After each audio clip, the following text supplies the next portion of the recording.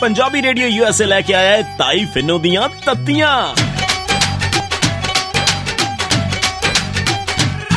जदों तत्तियां सुनाइयां नी बड़ा दुख लग्या, बड़ा दुख लग्या। बई मैं तो सच्ची गल करदी आ, बुरी तो आपे लग जांदी आ। जदों तत्तियां सुनाइयां नी बड़ा दुख लग्या, बड़ा दुख लग्या।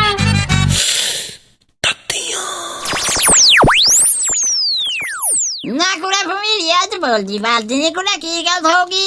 ताइए मैं अखबार च खबर पढ़ी जांदी सी। ना एडा तू अखबार पढ़ लगी दस जदों तेरे घर जा तेनू पढ़ने वाले पासे लाया सी उदों तां तू पढ़ी ना, हुण तू अखबारां च की पढ़दी ऐ दसी मैनू। ताइए पढ़िया लिखिया दे हाल लिखे ने अखबारां च। ना की गल होगी कुड़े? ताइए मानसा जिले दा इक पिंड आ कोट लल्लू, उत्थों दा मुंडा लखविंदर सिंह, ਉਹਨੇ ਕਹਿੰਦੇ डबल MA ਕੀਤੀ, BEd ਕੀਤੀ, ਫਿਰ MPhil ਵੀ ਕੀਤੀ। नौकरी भी लभी पर नौकरी नहीं मिली, अखीर हुण सब्जी बेचदा।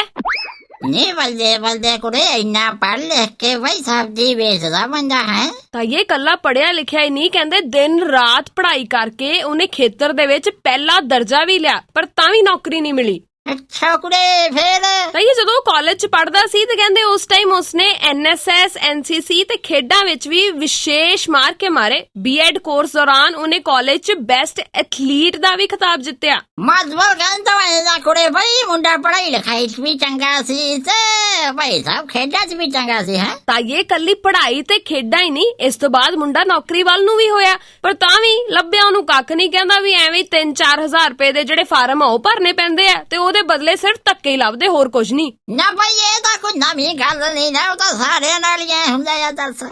ਹਾਂ ਤਾਂ ਇਹ ਹੁਣ ਵਿਚਾਰਾ ਅਖੀਰ ਥੱਕ ਹਾਰ ਕੇ ਸਬਜ਼ੀ ਵੇਚਣ ਲੱਗ ਗਿਆ, ਕਹਿੰਦਾ ਗੁਜ਼ਾਰਾ ਤਾਂ ਕਰਨਾ ਹੀ ਆ ਨਾ। ਨਹੀਂ ਬਈ ਵਧੀਆ ਗੱਲ ਹੈ, ਹੁਣ ਤਾਂ ਮੈਂ ਇੱਕ ਗੱਲ ਤਾਂ ਬਾਕੀ ਆ ਭਾਈ ਵੀ ਹੁਣ ਜਿਹੜੇ ਲੋਕੀ ਐਵੇਂ ਬਕਵਾਸ ਕਰਦੇ ਸੀ ਵੀ ਪੰਜਾਬ ਤਰੱਕੀ ਨਹੀਂ ਕਰਦਾ ਪਿਆ, ਉਹਨਾਂ ਦਾ ਘੱਟੋ ਘੱਟ ਮੂੰਹ ਤੇ ਬੰਦ ਹੋ ਜਾਣਗੇ ਨਾ।